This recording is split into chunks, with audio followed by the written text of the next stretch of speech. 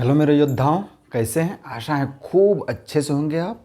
और आज जिनका जिनका एग्ज़ाम हुआ वो खूब अच्छा किए होंगे, और कल जिसका एग्ज़ाम है या परसों जिसका एग्ज़ाम है वो भी अच्छा करेंगे। तो ये हमारा पर्टिकुलर क्या है, कल जिसका एग्ज़ाम है वो ना पढ़ें क्योंकि वो केवल आराम करें, और जिसका परसों से एग्ज़ाम है वो इसको केवल पढ़ें। थोड़ा तो आपको ये सहयोग प्रदान करेगा ही। और साथ में क्या है कि हमने हिंदी, उसके बाद इंग्लिश, पेडागोजी, मैथ सारे और करेंट सबको इसमें इंक्लूड किया हूँ। 18 क्वेश्चन है और 18 में अपने आप में एक बेहतर क्वेश्चन है।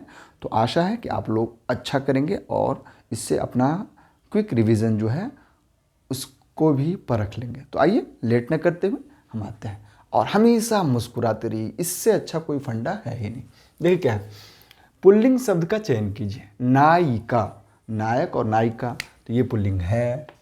फिर कह रहा है लेखिका, लेखक और लेखिका पुल्लिंग है, स्त्रीलिंग है सॉरी। और वधु, वर और वधु ये भी स्त्रीलिंग है। तो पुल्लिंग है कौन? धावक।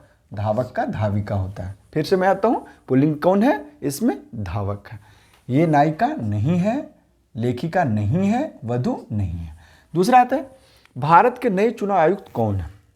यदि आपके पास अरुण गोयल नहीं होता है तब आप राजीव कुमार को टिक कर देंगे, क्योंकि है क्या, ये नवंबर में अरुण गोयल जी नवंबर में बने हैं। इससे पहले कौन थे? राजीव कुमार थे। तो ध्यान आपको देना, यदि पेपर नवंबर से पहले, वैसे नवंबर से पहले नहीं बनेगा क्योंकि जब से कंप्यूटर बेस्ड एग्ज़ाम होने लगे हैं आपके पेपर त्वरित बनते हैं। हाँ, क्योंकि उसमें आपको चोरी का डर नहीं रहता, ना आउट का डर रहता है, क्योंकि वो बहुत सारे प्रोटेक्ट होते हैं, पासवर्ड से प्रोटेक्ट होते हैं, प्रोटेक्टेड होते हैं। चलिए, तो हम क्या करते हैं, हमारा आंसर क्या है? अरुण गोयल है। अशोक लवासा जो थे वो पहले थे, फिर प्रकाश जिंदल नहीं है। तो हमारे मुख्य भारत के नए चुनाव आयुक्त कौन है? राजीव कुमार ना होकर के कौन है? अरुण गोयल है।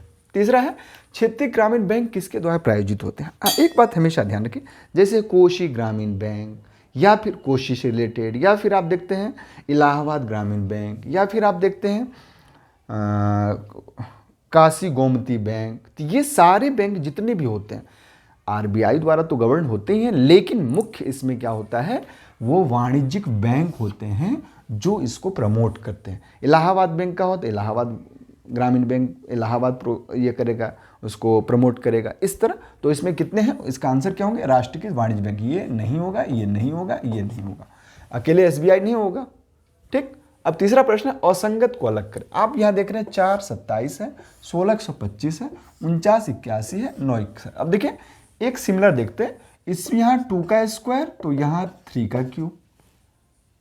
फिर देखिए इधर यहाँ 4 का स्क्वायर तो यहाँ 5 का क्यूब। यहाँ 7 का स्क्वायर तो यहाँ 3 का, या 9 का क्या होगा? 9 का स्क्वायर होगा, या नहीं तो फिर 3 का 4 होगा।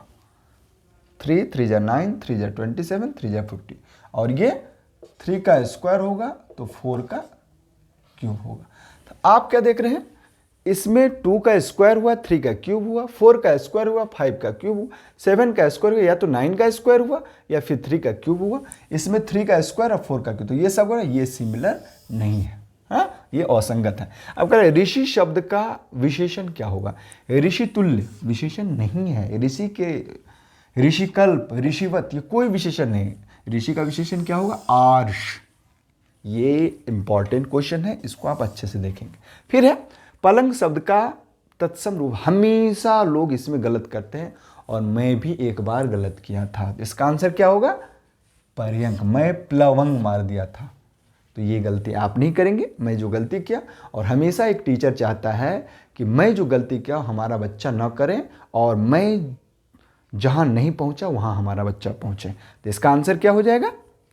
पर्यंक, प्लवंग नहीं होगा। फिर आते हैं, choose the correct antonyms for the following word.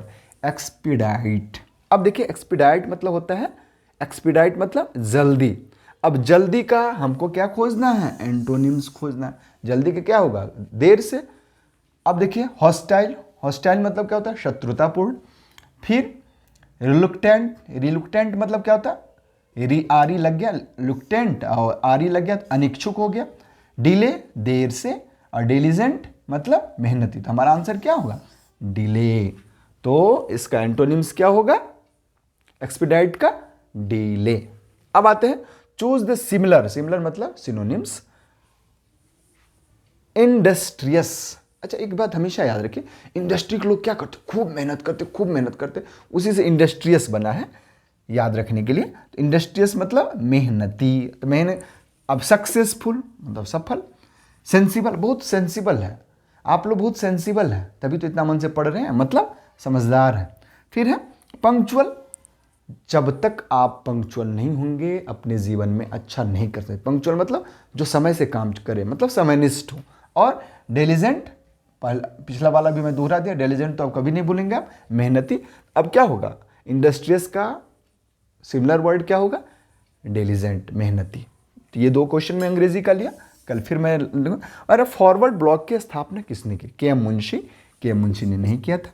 Motilal Nehru ये भी नहीं किए थे, ये समाजवादी पार्टी से थे, मतलब उस समय स्वराजवादी पार्टी से। सुभाष चंद्र बोस यस। बाल गंगाधर तिलक, बाल गंगाधर तिलक की तो क्या बात है, इन्होंने तिलक फंड, लोग 25 पैसा देते थे 4 आना, और उससे करोड़ों रुपया हो गया। और ये बेचारे गरम दल के नेता थे, लेकिन ऐसा पुरोधा, ऐसा व्यक्तित्व, मुझे इनकी सारी आदतें अच्छी लगती है, जो देश हित में इन्होंने सारा काम किया। तो ये मैं तो इनको अपना आइडल मानता हूँ, बाल गंगाधर तिलक बहुत ही बेहतरीन आदमी। और ये नहीं, हमारे सुभाष चंद्र बोस जो असली में सच्चे नेताजी, नेताजी मतलब जो अपने देश को अपनी कूटनीति से आगे संबल प्रदान कर। अंग्रेज तो थर थर कांपने लगे थे इनसे, उधर से जब वो नॉर्थ ईस्ट से देखे, सारा का सारा उधर से अपना कब्जा करते हुए आए। खैर दुर्भाग्य हमारे देश का कि इनको जो सम्मान मिलना चाहिए वो नहीं मिला। अब मिल रहा है, लेकिन अब तक देर हो चुकी। चलिए, वित्त आयोग का गठन कब किया जाता है? प्रत्येक तीसरे वर्ष नहीं, दूसरे वर्ष नहीं, 5वें वर्ष यस, चौथे वर्ष नहीं। हमेशा याद रखना है कि जो वित्त आयोग होता है उसका हर एक 5वें वर्ष आयोग, और इस यही क्या करता है, वित्त आयोग के अनुसार ही फिर वेतन आयोग भी बनता है। खैर अब वेतन आयोग को लगभग समाप्त कर दिया गया है। तो हमारा आंसर क्या होगा? वित्त आयोग का गठन कब गया? हर एक 5वें वर्ष। किस राज्य में ग्रीन रेल कॉरिडोर का शुरू किया गया था? अच्छा, मैं इसके पहले वाले वीडियो में बताया था, यदि आपको याद होगा, कि किस राज्य में मेट्रो जो है वो पानी के अंदर से उसका शुरुआत किया गया, और वो राज्य है पश्चिम बंगाल, कोलकाता के हुगली में। और मैं आपको ये भी बताना चाहूँगा, हमारे देश का पहला मेट्रो जो था वो कोलकाता मेट्रो था, जो दमदम से ऐसे करके कुछ चला था, विस्मरण हो रहा है। खैर, तो कितनी अच्छी बात, वो 1984 से ही चली आ रही है, जब इंदिरा गांधी हमारी ऊपर चली गई थी। और मैं अपना जन्मदिन कैसे याद रखता हूँ, जन्म साल, कि जब मैं आया तो मैं 2 आदमी को ऊपर भेजा, एक राकेश शर्मा और एक इंदिरा गांधी। इंदिरा गांधी वापस नहीं आई और राकेश शर्मा जी अंतरिक्ष से आ गए। उसी साल मैं पैदा हुआ। खैर ये बात नहीं बताना चाहिए, मैं हंसी के लिए खा रहा हूँ। चलिए, तो इधर ध्यान दें आप कि किस राज्य में शुरू किया गया, वो है हमारा तमिलनाडु। और यदि पूछा जाएगा कि पानी के अंदर कहाँ मेट्रो की शुरुआत की गई है, तो वो है हुगली, पश्चिम बंगाल। फिर आते हैं एनसीईआरटी के दिशा निर्देश में विद्यालय में कला के लिए कितना समय निर्धारित किया गया?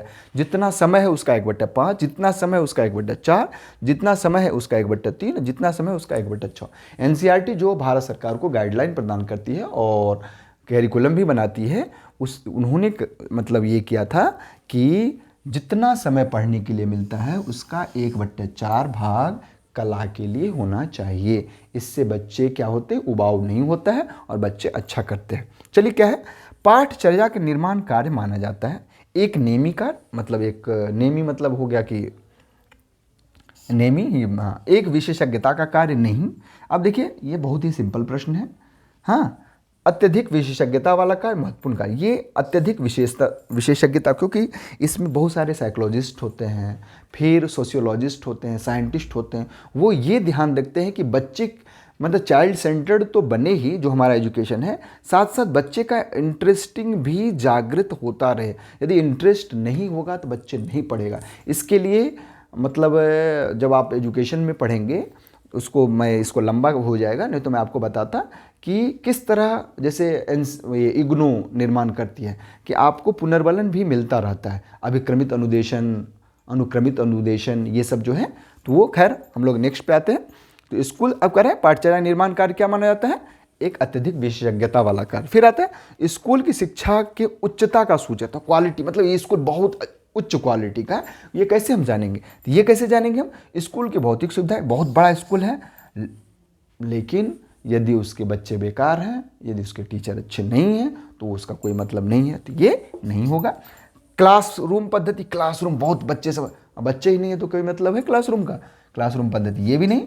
विद्यार्थी के उपलब्धि स्तर और पाठ्य पुस्तक व, देखिए पाठ्य पुस्तक व अध्याय, बहुत अच्छा पाठ्यक्रम है आपका और टीचर ही अच्छा नहीं है, या अध्यापन अधिगम भी बहुत बेहतरीन है, बच्चे ही नहीं है। तो मेन क्या होता है, जैसे मान लीजिए मैं ये वीडियो आप लोगों के लिए बना रहा हूँ, मैं आता हूँ स्कूल से और आपको लिए बनाता हूँ, और यदि आपको आपके बौद्धिक स्तर को ये ऊंचा न कर पाए तो हमारे पढ़ाने का क्या मतलब है, कि मैं लाइट जलाया हूँ, बोर्ड पे लिख रहा हूँ और आपको पढ़ा रहा हूँ, इसका कोई औचित्य नहीं। तो इसका क्या आंसर क्या हमारा होगा, किसी भी स्कूल के शिक्षा को उच्चता का स्तर क्या, विद्यार्थी का उपलब्धि स्तर है, किसके यहाँ के विद्यार्थी क्या किए हैं, कितने सफल हुए हैं, क्या हमारे देश की जीडीपी में इसका क्या योगदान है, तो हमेशा विद्यार्थी का उपलब्धि स्तर होता है। कौन ब्राउज़र है, सफारी है, लाइनक्स। अब देखिए लाइनक्स ये सब क्या है, operating system, Windows operating system है, मैक ओएस तो ऑपरेटिंग सिस्टम है। और इसे सफारी जो है, ये जो एप्पल फ़ोन आप लोग यूज़ करते होंगे, कोई न कोई यूज़ करते होंगे, वैसे जो एप्पल वाले यूज करते हैं ना, वो उसको पढ़ने की ज़रूरत ही नहीं, क्योंकि एप्पल हमारे आपके बस की बात नहीं है, क्योंकि महंगा होता है। तो ये सफारी जो है वो एप्पल का है और अभी सफारी 4 चल रहा है ब्राउज़र। तो ब्राउज़र कौन है, सफारी, और अभी जो लेटेस्ट आईफोन का जो वो है ब्राउज़र, वो सफारी 4 है। चलिए, पुष्कर मेला कहाँ लगता है, बिहार में। बिहार में लगता है सोन मेला, सोन नदी के किनारे होता है। उसके बाद सोनपुर में, तो वहाँ भी क्या होता है, बहुत सारे पशु का मेला लगता है। ये पुष्कर मेला भी पशु पे आधारित है। यूपी में नहीं लगता है। राजस्थान में यस, एमपी में नहीं लगता है। तो हमारा आंसर क्या होगा, राजस्थान में पुष्कर, और पुष्कर तालाब है जहाँ पे एकमात्र पूरे भारत में ब्रह्मा जी का मंदिर है। और कहा जाता है कि ब्रह्मा जी ने अपना ही रचना, अब जैसे हमारी रचना हमारे बच्चे हैं, तो आप अपने मम्मी पापा की रचना है, तो यदि कोई अपने बच्चे से अपनी रचना से शादी कर ले तो ये गलत माना जाता है। और उन्होंने अपनी रचना माँ सरस्वती जी से शादी कर ली, इसलिए उन्हें अच्छे दृष्टि से नहीं देखा जाता है, इसलिए तो उनकी पूजा ज़्यादा नहीं की जाती है। लेकिन राजस्थान में पुष्कर है, पुष्कर तीर्थ के रूप में वो पल्लवित है अभी फिलहाल।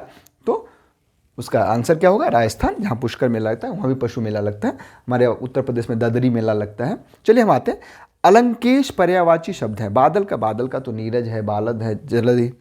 कल्प वृक्ष नहीं। कुबेर का यस। चपला तो जानते हैं, बिजली का है, दामनी। चलिए अब आते हैं, भारत का एकमात्र, ये बड़ा अच्छा इंपॉर्टेंट क्वेश्चन, मैं जब देखा पढ़ते हुए तो मुझे लगा कि इसको इंक्लूड करना चाहिए, पूछे ना पूछे लेकिन आपके ज्ञान के लिए तो बहुत ही बेहतरीन है। क्या है, भारत का एकमात्र केंद्रीय विश्वविद्यालय जिसका कुलाधिपति, मतलब चांसलर, वाइस चांसलर नहीं, उसको तो उपकुलपति बोलते हैं, चांसलर, भारत का वर्तमान प्रधानमंत्री, और ये 1951 से ही चली आ रही है। कौन, इंदिरा गांधी ओपन यूनिवर्सिटी, इग्नू नहीं, BHU बनारस हिंदू यूनिवर्सिटी नहीं, राजीव गांधी विश्वविद्यालय नहीं, और वो है हमारा विश्व भारती विश्वविद्यालय। तो फिर से आप देख लें, भारत का एकमात्र केंद्रीय विश्वविद्यालय जिसका कुलाधिपति, चांसलर कौन होता है, भारत का वर्तमान प्रधानमंत्री होता है। तो मुझे आशा है कि आप लोगों को ये अच्छा लगा होगा और आप लोग खूब मन से पढ़ें। अभी जितना सारा चीज़ है उसको संकलित कर लें, क्योंकि यही आपको काम देगा। जिसका कल एग्ज़ाम है वो खूब ढेर से अच्छे से सोएं और कल एग्ज़ाम दें। और परसों वाले जिसका है या फिर नेक्स्ट है 22 से 27 तक अभी चलता ही रहेगा, तो आराम से देखें, डू योर बेस्ट, और आशा है आपका एग्ज़ाम बहुत बेहतर जाएगा। धन्यवाद।